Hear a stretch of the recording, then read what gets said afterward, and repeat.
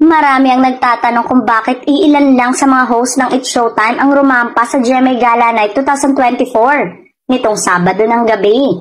Ang phenomenal box office star na si Vice Ganda at ang mga komedyante at dancer na sina Bong Navarro, Jong Hilario, Ryan Bang, Ogie Alcacid at Darren Espanto.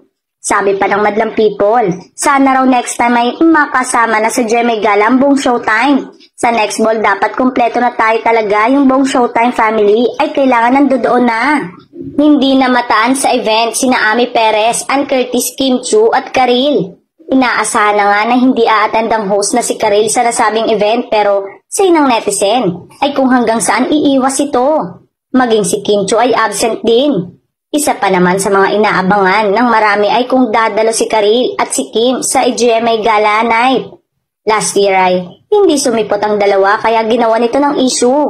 Hindi pa raw handa si Karil na makaharap si Ding Dong at hindi pa rin si Kim komportable makita ang kanyang ex-boyfriend. Samantalang ang iba pang taga-ABS-CBN na nasa event ng GMA ay si Enchong D, ABS-CBN Executive Carlo Catigba, Cory Vidanes at Martin Lopez.